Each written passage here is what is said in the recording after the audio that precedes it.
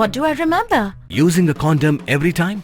Yeah, I remember. I don't ignore it. Using a condom every time during sex is really important. Wow, Ria is smart. Life will be safe for sure when condom is used always. Don't take a note, remember once more.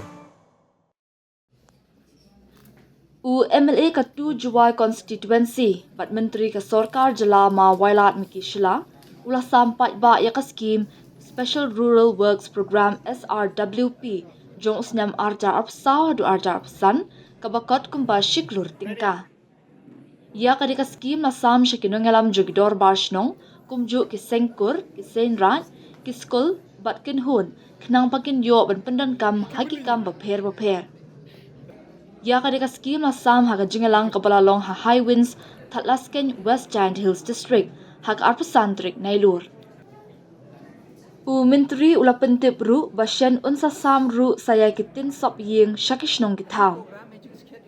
Ini program magic skate yo bi to ngani to dengan skim gue sama yang chnong gue mabok constituency yo na ka Jowai constituency magic skate lagi por ko man chwa ka badang kaloi por kadang man ka MLA do ni te ju lai dala di haki chnong gi tha ju Hanover haki chnong gi tha mo tetang nado wada ilat sarkar wada ega inga man ka minister of state Meghalaya te siang thu to kater man bobon kam dan om live yang chadu ki chnong o lai li ni bo ka dar to di ko suk yang tani te daun ni da khude ki woro lang he ni te dem ni te distributor ya ka ni ka ki work order ki MLA scheme uda ki wada bo house nem arjar ar pa su ar sam de kini to ki work order ki wa ki chnong le ne ki kur le ne ki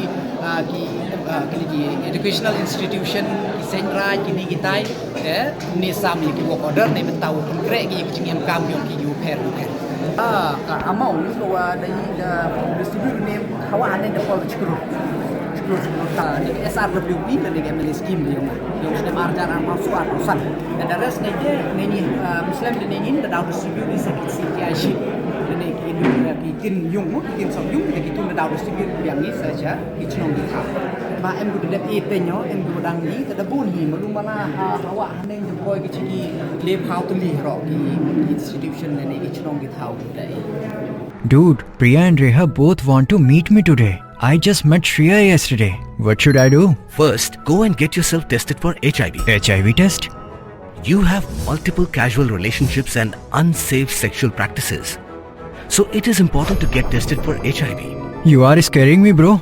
I'm not trying to scare you. I'm trying to make you aware. Having sex with someone without a condom carries the risk of HIV. Why are you always ignoring this? Do I have to remind you every single time? And yes, you seriously need to change your behavior. Okay, fine. I'm not ignoring it.